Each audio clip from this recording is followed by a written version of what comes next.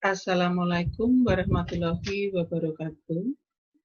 Saya Ibu Rini Kusmawati akan menjelaskan kepada kalian semua tentang penetapan protein dengan menggunakan metode Kjeldahl. Ya. Nah, penetapan protein dengan menggunakan metode Kjeldahl ini bisa menggunakan salah satu contohnya adalah ikan asin. Nah, sebenarnya tidak hanya ikan asin saja, tetapi bisa dengan contoh-contoh yang lainnya yang mengandung kadar proteinnya.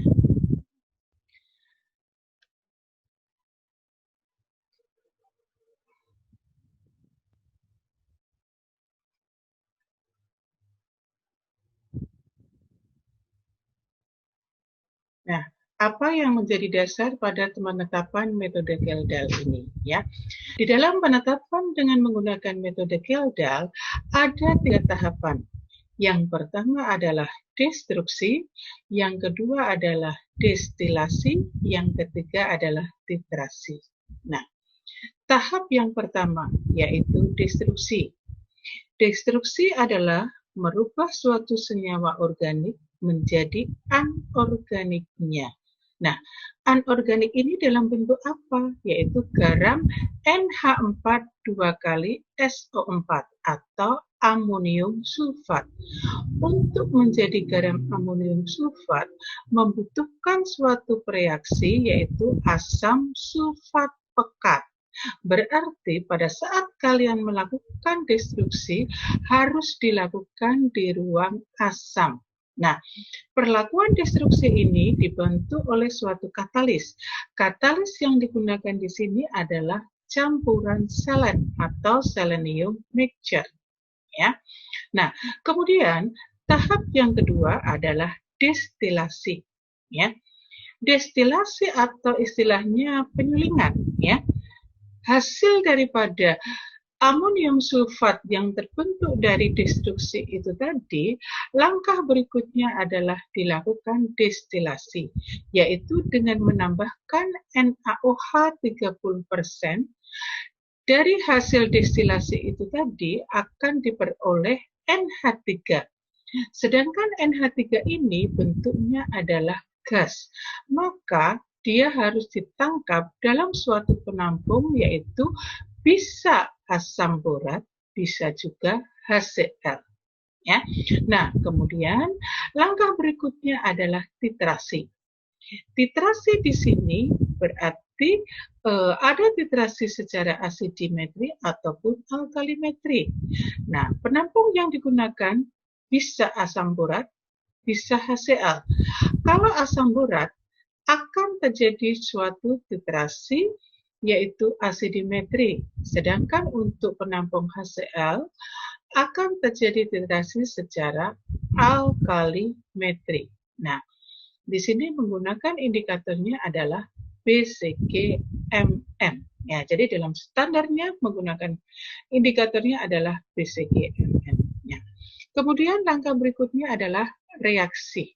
Apa yang terjadi di dalam reaksi penetapan Kjeldahl ini? Ya, ini reaksinya ya nak. Nah, pada tahap yang pertama, destruksi.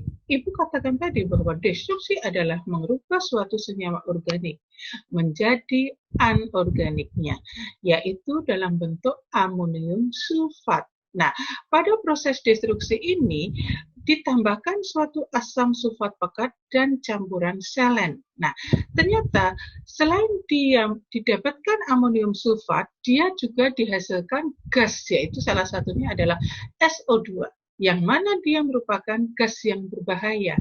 Maka perlakuan destruksi ini harus di ruang asam. Ya. Kemudian, reaksi berikutnya adalah proses destilasi.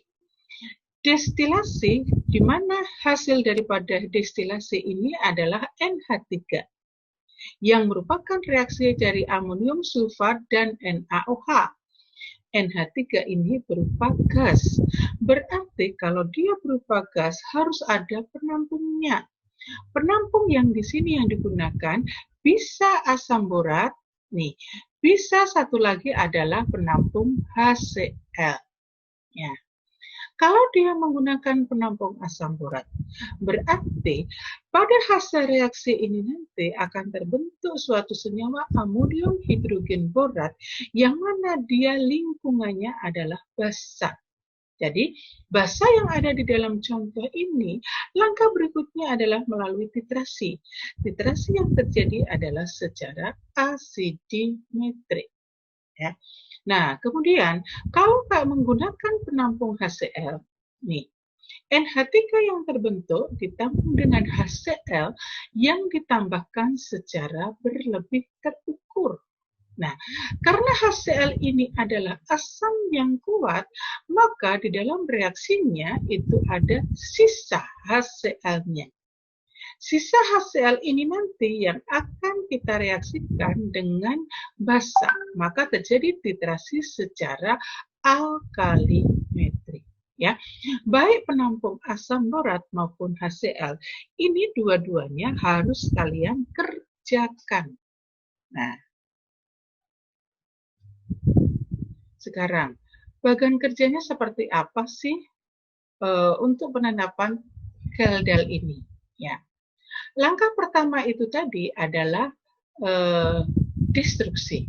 Nah, berarti di dalam destruksi ini berarti melalui preparasi contohnya adalah menimbang contoh. Timbang contoh 1 gram contoh ikan asin yang sudah kita haluskan, kemudian ditambahkan 1 gram campuran selen sebagai katalisnya. Bungkus dengan baik menggunakan kertas minyak. Nah, kemudian setelah itu masukkan ke dalam suatu alat yang disebut sebagai labu kejeldal. Nah, labu kejeldal ini harus dalam kondisi yang kering, ya. Kemudian langkah berikutnya ditambahkan asam sulfat pekat, ya, sebanyak 25 mili. Nah, kemudian selanjutnya dilakukan destruksi. Nih, rangkaian alatnya, ya. Nah, jadi tadi di dalam labu Kaldal itu tadi, selain dia ada contoh, kemudian katalis, kemudian asam sulfat, tambahkan juga batu didih untuk meratakan pemanasan.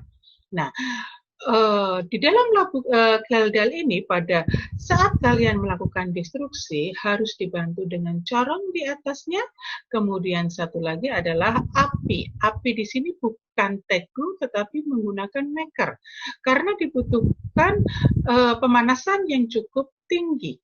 Dan di situ menggunakan corong supaya gas yang dihasilkan langsung tersedot oleh blower. Jadi sekali lagi bahwa di sini ada hasil sampingnya yaitu SO2.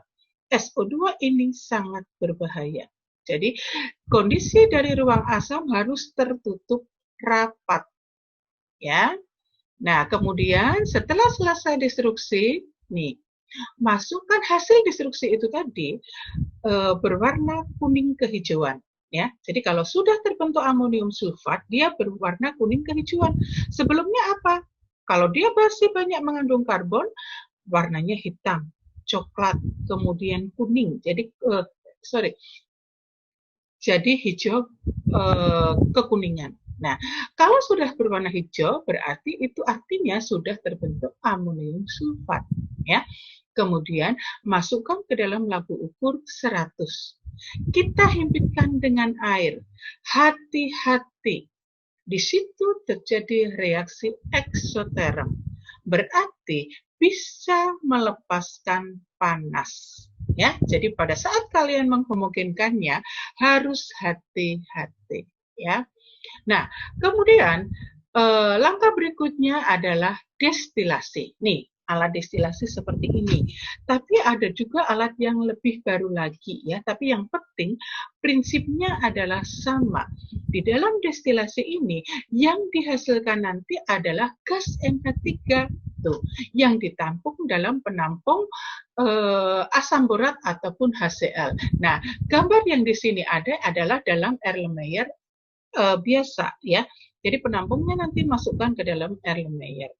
Nah, di sini ada rangkaiannya, ada labu didih, kemudian alat destilasi, ini untuk memasukkan contoh yang ada di tengah, kemudian yang paling ujung adalah Erlenmeyer. Nah, cara kerja alat ini berarti yang harus kalian masukkan pertama kali adalah penampung, ya. Penampung asam borat sebanyak 25 mili, tambahkan indikator PCGMM, kemudian letakkan seperti tersebut ya. Berarti si selangnya itu harus dalam kondisi tercelup supaya gas NH3-nya tidak keluar-keluar. Nah, kemudian setelah penampung masuk, baru kemudian kita masukkan contoh di alat yang tengah ya.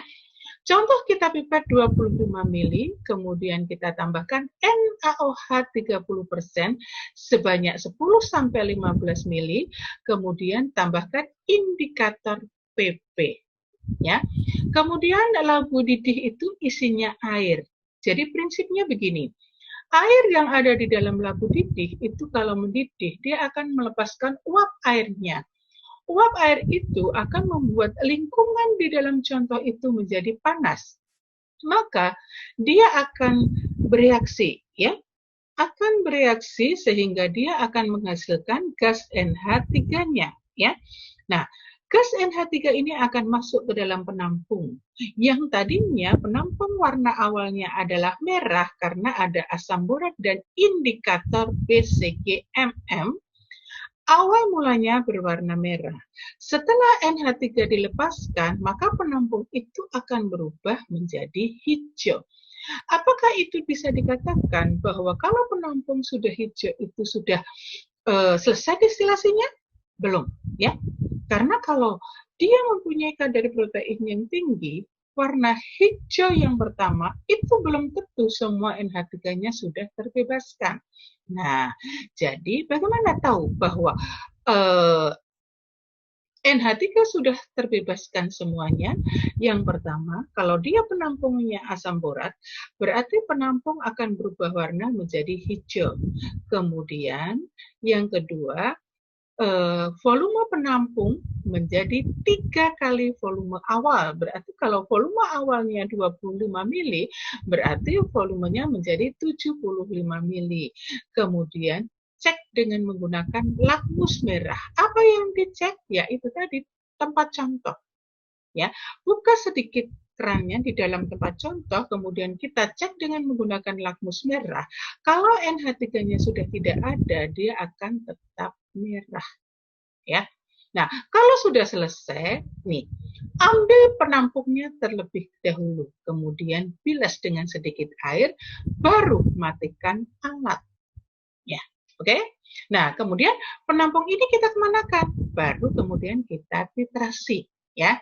Itu kalau penampungnya asam borat. Nah, kalau penampungnya HCl bagaimana? Apakah dia akan berubah warna? Dia tidak akan berubah warna karena di dalamnya ada sisa HCl-nya. Maka untuk mengetahui apakah NH3 sudah masuk semua, kita lihat dari volume penampungnya 3 kali volume awal, dan satu lagi adalah cek dengan menggunakan lakmus. Ya, oke? Jadi kembali lagi bahwa hasil daripada destilasi itu tadi adalah gas NH3 yang harus ditampung dalam suatu penampung. Selang yang ada harus dalam kondisi tercelup, ya, oke? Nah, kita lanjut tekan tahap terakhir adalah titrasi.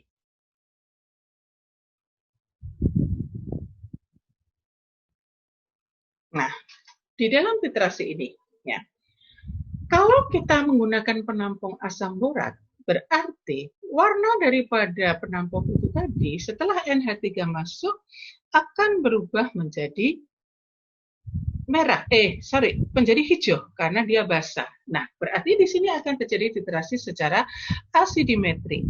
Penditarnya adalah HCl, ya. Berarti titik akhirnya apa?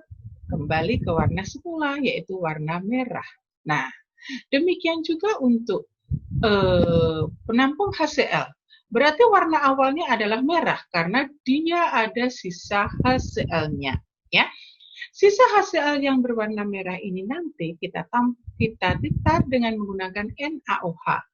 Nah, berarti titik akhirnya adalah hijau. Nah, kalau kalian menggunakan penampung HCl, berarti di situ titrasinya bukan merupakan titrasi langsung karena ada sisa HCl yang bereaksi dengan NaOH. Ya, nah berarti apa yang harus kalian kerjakan? Kalian harus bekerja blanko, ya.